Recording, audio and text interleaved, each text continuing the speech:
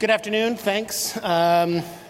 Really fascinating day so far, bridging the landscape from what's happening in the U.S. energy sector, the perspective from emerging markets, low-carbon energy transition, the challenge of climate change. I want to talk about issues of foreign policy and geopolitics. This is a really important area of the work that we do at the Center on Global Energy Policy, not only looking at issues around climate and sustainability, but around foreign policy, as you would expect at a School of International and Public Affairs. And so I want to have a conversation now about what's happening, particularly in the U.S. energy sector, and what it means for the rest of the world. I'm going to be very brief with introductions, since these panelists need no introduction. Dan Yergin in particular, few, if anyone, has been more influential and highly regarded in the energy sector than Dan, winner of the Pulitzer Prize for the prize, founder of SIPA, now vice chair of IHS Markit, and most importantly has been a wonderful friend and supporter to me and to the Center on Global Energy Policy for many years.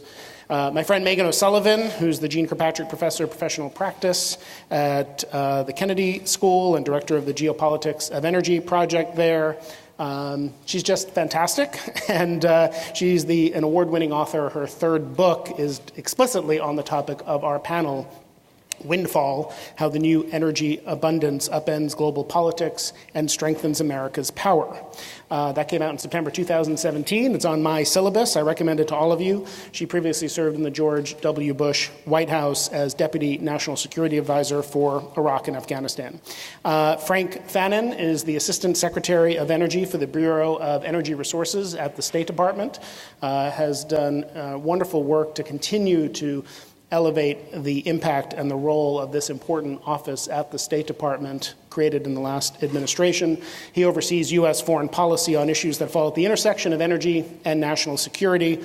Prior to this role, he worked for BHP, for Murphy Oil, and then earlier in his career on Capitol Hill in several roles, including as counsel to the U.S. Senate Committee on Environment and Public Works. Please join me in welcoming them to Columbia. As a reminder, again, you can submit your questions through Twitter at Columbia U Energy, the hashtag CGEP Summit 2019, or text it to the phone number on that small business card size piece of paper on your tables. So I'm going to start with a broad question. The outlook for the U.S. energy sector is stunningly different today than it was just a decade ago. One of the largest producers in the world, combined the largest producer of oil and gas in the world for many years now, and poised to soon be a net zero importer of oil, a major energy exporter in the coming years. We often hear that this really changes the U.S. position. It makes the U.S. stronger in the rest of the world. And I wanted to ask, Frank, you to speak first about, from where you sit at the State Department and the kind of diplomacy that you're responsible for, the kind of issues that state deals with on a day-to-day basis, resolving conflict around the world, negotiating around the world. What actually is different because of where the U.S. sits today from an energy standpoint than where we might have been, say, 10 years ago? Yeah, thanks, Jason. Thanks for the question. Thanks for having me. It's a delight to be here, sharing the stage with you again from SIPA. I guess the U.S., we're still grappling with this abundance. The State Department has been wrestling with energy security issues for a very long time. Then Secretary of State Henry Kissinger helped found the International Energy Agency to address, at that time, oil insecurity. We're actually celebrating the 45th year of the founding today, or this year. What I think the one area that I think continues to surprise us is just the resiliency of the U.S. industry in ways that was completely unpredictable. If one considers just in the last 2 years, the Permian Basin alone has increased production by 2 million barrels. That's more than Nigeria's entire production. It's tremendous. And we talked gas. The U.S. just started exporting gas in earnest in 2016. At that time, we were the 15th biggest exporter of gas in the world. This year, we'll be the third. Where does this go from here? And then we start talking, as you know well, the second wave of shale. What does this provide in the context of our foreign policy? Well, firstly, I think it creates a degree of security and headroom for a variety in a variety of ways. Energy historically oftentimes is a source of conflict around the world, and it continues to be a tool of political influence and coercion by malign actors. Our energy comes with strings attached to it. One of the virtues of our system is that our government isn't directing where energy goes, what types of energy. It's really up to the market participants to make that happen. And when importing countries sign a deal with a U.S. firm, they're doing so because of mutual benefit, of both self-interest. I think that is unique around the world. But it's not just the volumes that we're talking about, it's also the way in which we do business and the innovation that's occurring, both in terms of the extraction, but also the marketing of our products. I think we're very much at the early stages of that and continue to see that evolve. And the rest of the world is starting to catch up. Meghan, you wrote a whole book on this question, so you presumably have thoughts about it. So if you could answer the same question. And then in particular, Frank said something I think really important, which is many countries look different in the sense that government has some ability to direct where energy flows go. The U.S. largely does not. That's an advantage, but does it also limit the extent to which this energy abundance can be an effective tool of foreign policy? Sure, and thank you, Jason, for having me here, and it's great to be on stage with these three gentlemen. I definitely would say the geopolitical implications of this boom have been massive, and they really have to do with what Frank mentioned, which is this shift from the perception of energy scarcity to the perception of energy abundance.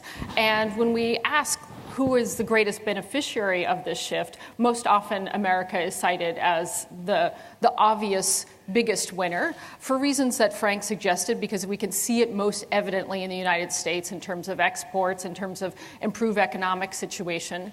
But I would say actually the benefits to the United States go well beyond just economic ones or just energy balance ones. They really have to do with changing the strategic environment. That is a global strategic environment that, in general, not without some drawbacks, but in general, this boom that has happened largely within U.S. borders has changed the way markets work in a way that has, on the whole, I think, helped our allies and hurt our adversaries. Of course, there are some exceptions to that, and I'm sure we'll talk about that. So America is a big beneficiary of these changes, but I think what we're grappling with as a country, and Frank sort of alluded to this, we're grappling with now that we're a big energy producer, actually the largest producer of oil and gas in the world, it should change our foreign policy in a fundamental way, and we're trying to figure out what that actually means. It doesn't actually change our relationship with the Middle East in the way that most people would expect, and maybe we'll get into why that's the case. And then we think about, well, how have others used energy vis-a-vis us and our political interest? And you think about embargoes and those types of things. But America's interests have always been rooted in the free functioning of energy markets, that is the best guarantor of American energy security. And the question is, are we still going to believe that? Or are we going to be tempted, even though we have this reality of our energy companies directing exports, are we going to be tempted to use energy more and more as a geopolitical tool? And I think we're seeing that in Venezuela, we're seeing that with Iran, we're seeing that with Russia. And I do say, I don't know, Frank, I suppose I shouldn't be asking you a question, but I certainly get asked more and more about that as I go around the world, about is America going to be a reliable supplier of energy? And a lot of times it's not because what we're doing, it's because of the perception. A lot of Europeans, Russians for sure, but definitely Europeans, thinking that we're focused on Nord Stream because we want to create markets for U.S. natural gas, rather than we're actually addressing legitimate foreign policy concerns. So I think we're struggling with exactly what kind of energy power we're going to be in the geopolitical space. And that makes them question the reliability of U.S. supply? Is that what I heard you say? Yeah. Is this going to be a politicized tool, or are you still invested in just the free and flow of energy and the seamless functioning of energy markets as the best guarantor of energy security for America and its allies? Dan, few people can put this in historical context the way that you can. Of course, we've kind of obsessed in the U.S. since the Arab oil embargo about dependence on Middle East oil, about oil imports, and that outlook looks very different now. Help us understand what that means for how important is oil and gas to global energy geopolitics. Well, let me build upon what Frank and Meghan have said, maybe in three parts. One, and I think this is implied in both of their comments, it means there's greater energy security in the world. I mean, I was talking with somebody before, a few years ago, 5 years ago, Venezuela, embargo in Venezuela, you couldn't do it. It wouldn't work. But, the markets have been changed so much by, other things, but by the U.S. So I think that's one dimension of it. I think in this country, well, let me go to the third. I think what I hear is that other countries, in a way, are much more aware of this and see it as significant, even if they can't quite define what it is, than we are. And that I think that's a very noticeable thing.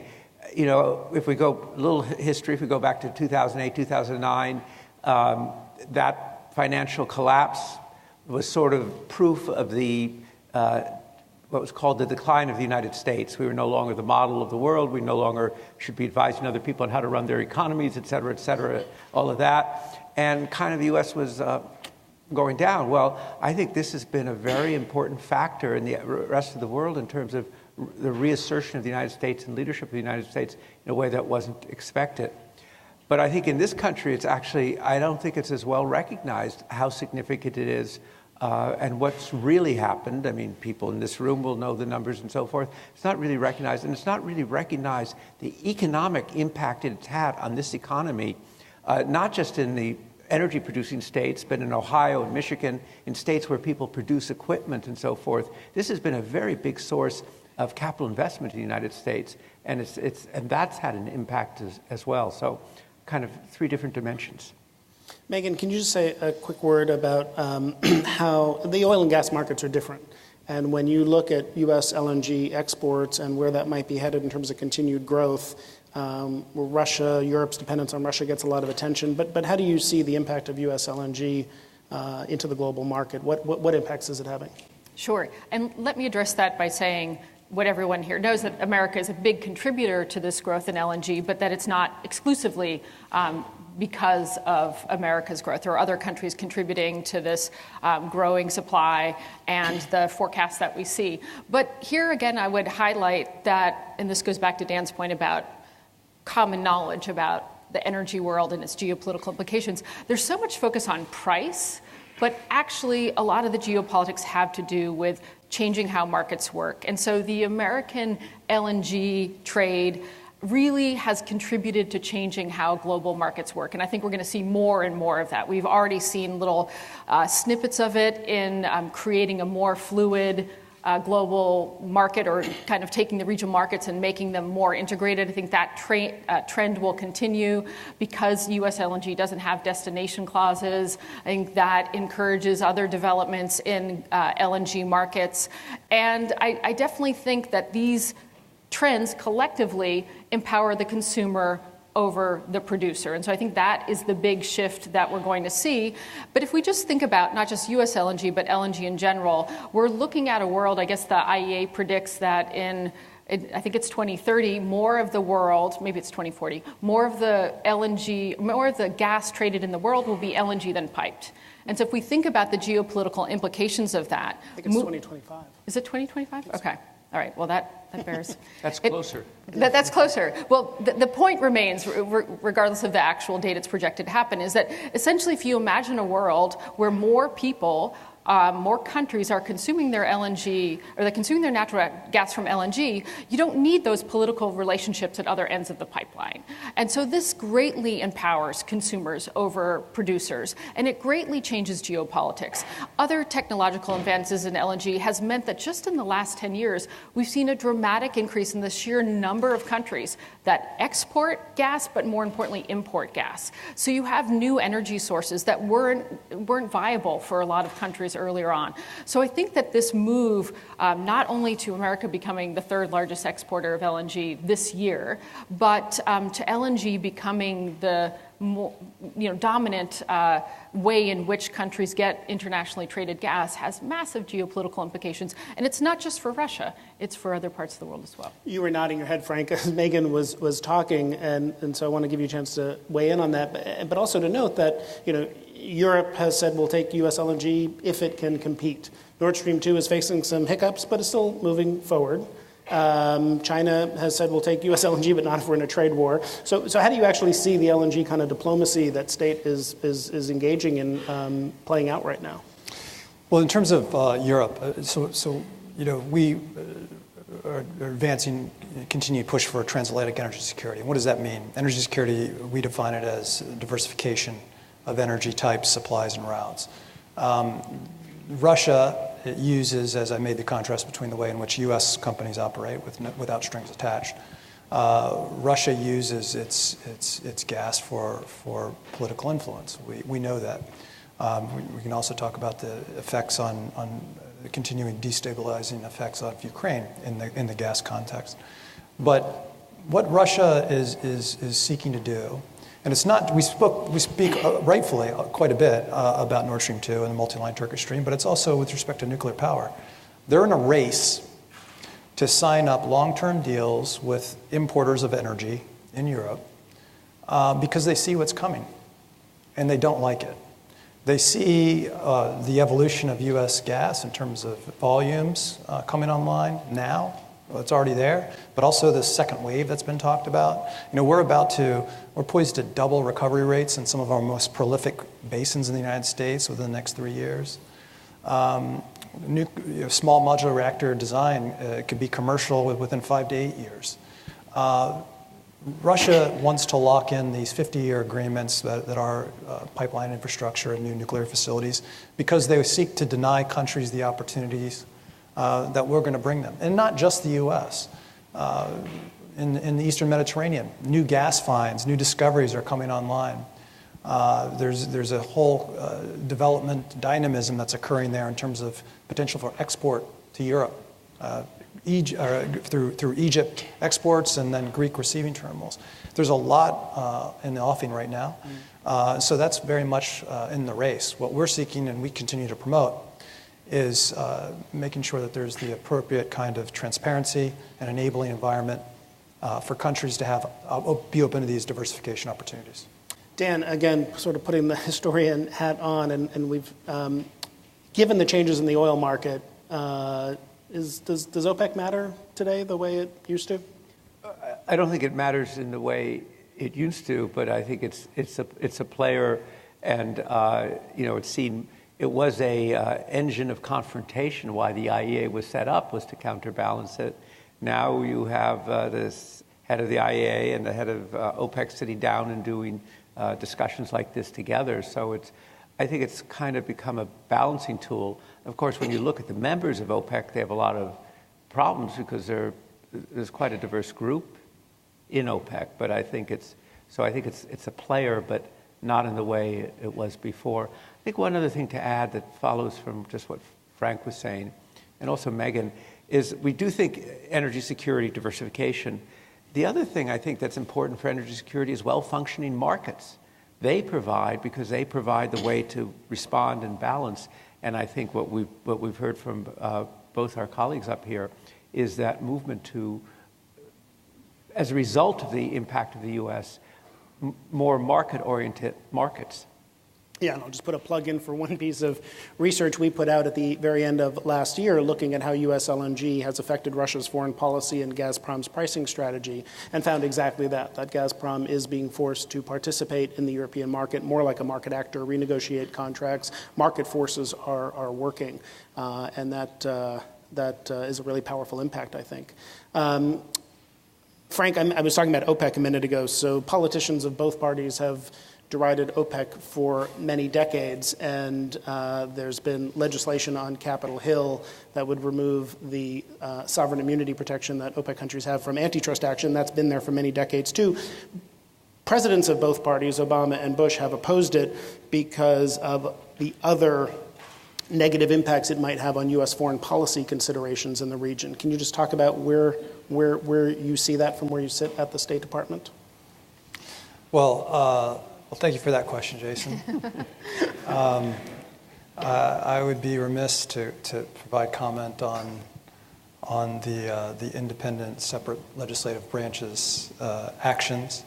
And the administration has not issued a statement of administration policy on the legislation, so we'll just have to wait and see. Dan, what impact, if it were to pass, do you think it would have, NOPEC? Well, first, I think it would erode the concept of sovereign immunity, which would not be good for the United States. I think that would be one consequence. Obviously, it would raise questions about investment made in this country from other countries. It would raise questions about U.S. investment abroad. And I think it would introduce a lot more volatility into the market, which would affect all energy investments, whatever you're investing in, because of the volatility. And I think it would be a terrific boon for class action law firms. Meghan, do you have any comment on that? And then also the increasing role that Russia is playing in the Middle East, and to what extent, if any, is some of this sort of anti-OPEC sentiment playing and helping to drive some Middle Eastern countries prominent in the oil market closer to Russia? Sure. Just very briefly, I agree with Dan completely on the implications of a successful NOPEC. The one thing I'd add is obviously what makes it so interesting right now is that both Presidents Bush and Obama indicated that they would veto a piece of legislation, a NOPEC piece of legislation if it passed. And with President Trump, I think we're less certain about where he stands on that. I think he certainly doesn't seem to be particularly fond of OPEC. The object of a lot of his negative tweeting, but on the other hand, this would most hurt Saudi Arabia, which is a relationship that he does seem very protective of. So I think there's more ambiguity about this than there has been in previous administrations. On the Russia question, I mentioned earlier that there were some exceptions to how this energy boom has created positive benefits in the strategic environment for the United States. And I would say Russia in the Middle East is a great example of how Putin has been very able to play a weak hand magnificently. And when the oil price drop happened in 2014, I think most of us, I'll say I, and I think a lot of other people, expected that Russia was going to be one of the hardest hit economies. And for a lot of reasons, Russia actually survived comparatively well. Devaluing its currency, the sanctions actually contributed to the devaluation of the ruble, cutting back expenditures, all of these things. But Russia was able to really seize the nervousness of the Gulf countries and to build a relationship with Saudi Arabia that would have been inconceivable to us 5 years ago. 5 years ago, Russia and Saudi Arabia were more or less at each other's throats with different views about strategic issues all across the region, and from Iran to Syria and elsewhere. And what almost never seems to happen in the Middle East happened. Economic issues took priority over political issues. And now you have Russia being really a key partner for Saudi Arabia, and Russia using that relationship to advance its political interest in the Middle East, and in combination with a receding American presence in the Middle East, both diplomatically and militarily, this has created a real different geopolitical landscape in a very short amount of time. And I think it would have been inconceivable that we would be where we are in terms of Russian influence in the Middle East in the absence of these energy changes that we've been talking about. Can I add a thing about the inconceivability? In not last year, the year before, this Saudi king made a state visit to Moscow, and some Russian sources said it's the first time that a Saudi monarch had visited Russia's Soviet Union since Ibn Saud, Abdulaziz, was king. And I think the Saudis had pointed out that actually he'd never left the Middle East and he had never visited.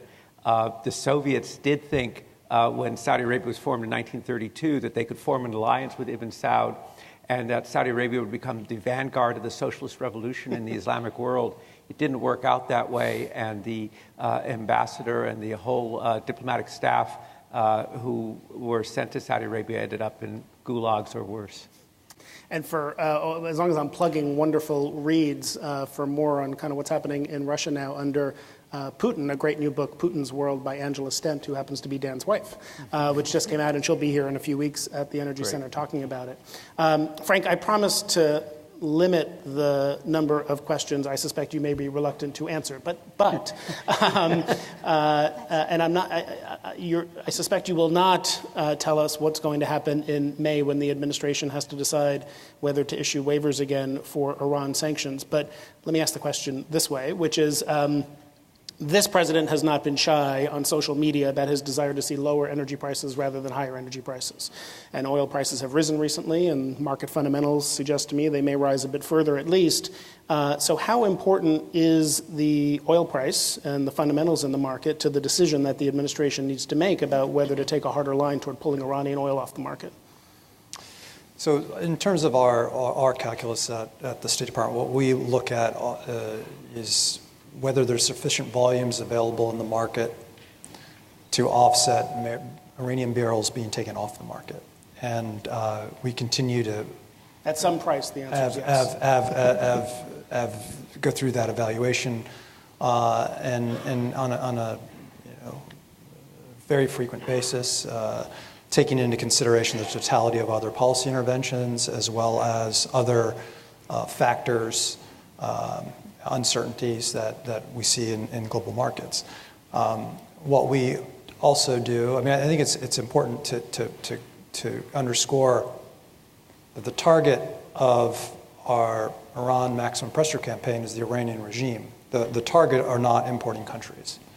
And so what we seek to do is to ensure there's that appropriate balance that is required under statute.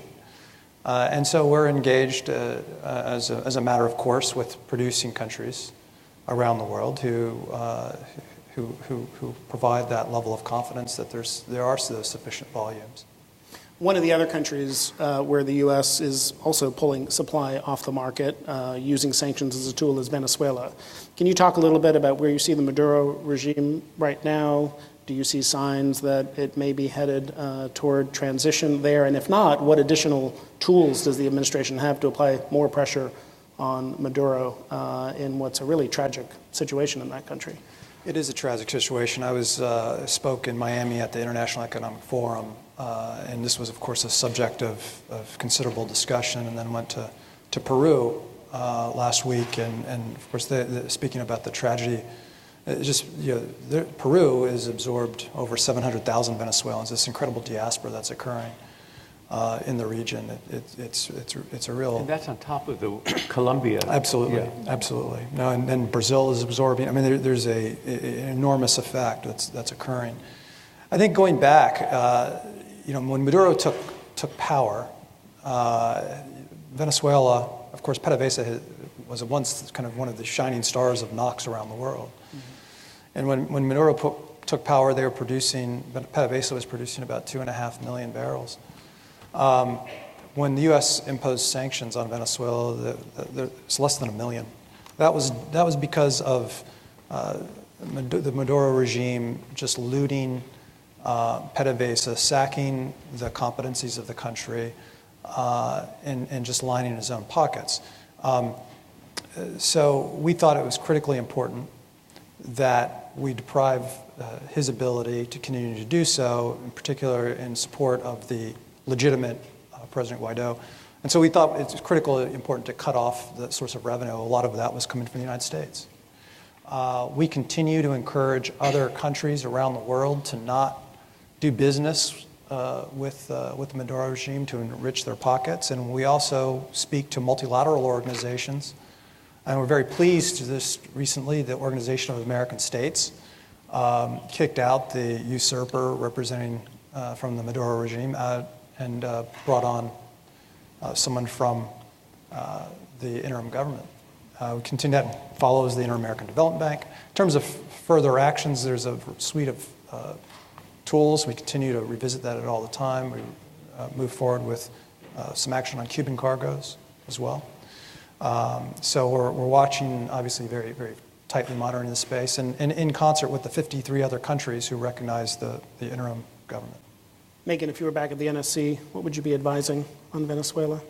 I think the key things here would be, one, to maintain the economic pressure that Frank has described, but secondly, this gets a little bit away from oil and energy, but secondly, to really help Guaido in his quest to get more defectors. I mean, that's ultimately what needs to happen. There need to be more defectors from the Maduro regime, switching sides, so that there can be a transitional government that is not just opposition only, but actually is a legitimate sort of national unity government. And that probably involves more pledges of economic aid, or something to change the patronage calculus of some of the members of the Maduro regime. So that's on the one hand. On the other hand, going back to your earlier exchange with Frank, I think I would be saying, issue some waivers on the Iranian sanctions come May, because all of these things are connected. And if we look at what's happening in Libya, we can expect that Libyan production may be compromised in some way. So in order to credibly sustain these sanctions on Venezuela, I think it is not a crazy idea to make sure there's some slack in the energy system. So this was one of my dismays about working in the NSC, which I otherwise loved, is the minute you start to make recommendations in somebody else's geographic area, you get a nasty email. But I do think all of this is connected by the global market, and that my guess is that people in the Trump administration are seriously thinking about this. To what extent can we continue sanctions on Venezuela, continue ramping up sanctions on Iran, potentially see Libyan production go down, an inability to get OPEC to move in the direction that we want for whatever reasons, potentially more sanctions on Russia, including the energy industry. Even in the face of burgeoning American shale, can this all be done without raising prices to a point where it creates additional political pressures? Yeah. And you mentioned this, issue of slack in the system, and of course, one thing that will be different this time than it was when waivers were first issued was OPEC has cut production then, and that provides a larger buffer of spare capacity. So that'll be an interesting meeting in June at OPEC, depending on what the decision is toward Iran with respect to waivers. We have several questions from the audience here. One of them is about waivers, so I'm glad I brought it up anyway, because I would have had to. There were several about the fact that we've been talking about the world as it looks today, and that's a world that is 80% dominated by hydrocarbons. That may not be the world of the future. And so I want to talk a little bit about what these issues of energy transition may mean for foreign policy and geopolitics. And Frank, maybe I could start with you. How do issues of low and zero carbon energy technology, the goals of partners the U.S. works with around the world, issues of sustainability, how did they play into your diplomatic efforts? Sure. So what we seek to do is support countries on the energy development pathway that they self-determine. We provide them the appropriate types of technical capacity building and other tools so that they can realize this. As the demand for renewables, storage, et cetera, continue to rise dramatically around the world. And so a lot of countries are working on, well, how do they optimize that? How do they integrate these? And oftentimes it's because of just the environmental conditions in their country, the quality of the air. They're tired of people walking around with masks on their face. They see a significant role for renewables, but one of the challenges is how to optimize it with the existing grid infrastructure. It becomes a lot of quite technical work, and so we have teams that go out around the world. We have a long-standing program in India, for example, looking at these very questions.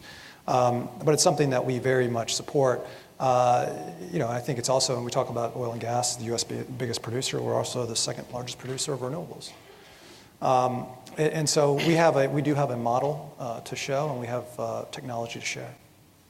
Meghan, you've thought a lot about this question of what a clean energy transition might mean for geopolitics.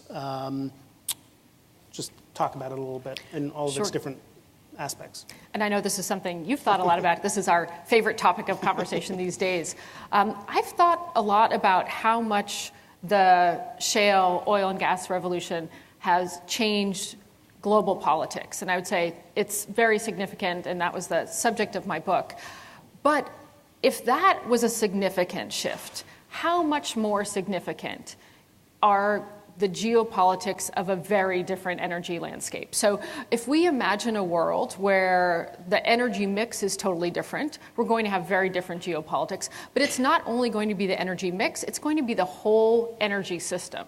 So again, we're really going to find ourselves in a different geopolitical environment if you buy into the hypothesis that if you get a change in energy, you're going to have a change in politics. And that happens throughout history, whether we're talking about wood to coal, coal to oil, or oil to what comes next. But even assuming that oil and other carbon energies maintain a significant presence in our energy mix, there are things underway that are already having implications for geopolitics. And just to throw out a few of things that we would expect to see and that you and I have kind of talked about, one is just we're looking at a world undoubtedly that is going to be more electrified. And a world that is more electrified has a lot of benefits to energy efficiency and probably means we can use more renewables in our energy mix. But it also means we'll be a lot more vulnerable. We'll be more vulnerable to cyber. We'll have new security concerns, especially if we start thinking about who's actually building the infrastructure and what is embedded in that infrastructure. And that is a very new topic of conversation, but one I think that we have to take seriously. I also think we're going to have a world that will have less global trade because a significant percentage of global trade today is actual physical energy commodities. So does that mean we're in a less globalized world? What are the implications of that? It has implications for how governments are organized and what their relationships are with their citizens. We could see a world where there's more decentralization of politics. It may be that when countries are more energy independent, that their regional relationships, particularly if there are super grids or other transnational grids, that your neighbors matter a lot more than your once allies or former suppliers of energy overseas. So I think we're going to see a lot of ways in which the geopolitics are different. Dan, you wrote a masterful account of how the ways in which geopolitical power in the world come from hydrocarbon resources, particularly oil. In a world where the world dependence on oil is reduced, what impact will that have on where countries derive geopolitical power from? Well, I don't think the reliance on oil is going to be reduced quickly. I know there's some who think it's going to be tomorrow, but at least when we do our numbers and look at economic growth, populations, I mean, there was a great discussion of electric vehicles today. It's still small numbers, and I think the supply chains on the large scale are not yet clear. That oil demand is probably going to go up at least until the middle 2030s, if not later. Now, I know that's a controversial view, and experience will tell that. But I think a world in which energy resources are more diversified, going back to what Frank was talking about originally, means that there's still, let's say, a lot of drama around oil, but not as there's not in the same way. It's not the life and death situation that it was. I mean, when France launched its nuclear program, they said we cannot be dependent upon the Middle East.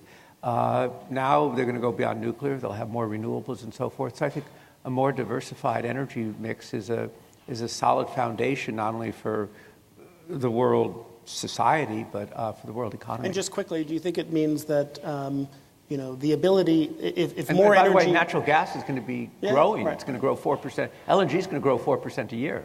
I was going to say, if more of the energy we use, at whatever pace that transition happens, comes from things that may not be geologic abundance, but things that can be manufactured, like batteries and solar panels, what does that mean for who derives power from their dominance in the energy sector? Well, could we see the rise of China? That gets you in, Jason, into all the controversy about China's 2025 goals and to be leader in these industries. And I mean, it's just a fact that roughly 70% of solar panels are made in China and another 20% by Chinese companies elsewhere. So there are different kinds of linkages that are created, and even in a world in which there's more protectionist back and forth. So it does, and the flow, you've talked about it, the flow of minerals becomes a much more very interesting question. Let's put it this way, there are more things to worry about then. We've barely scratched the surface, but we're going to stay on schedule. This is a fascinating, broad sweep of the global geopolitical landscape. Please join me in thanking our fantastic panelists.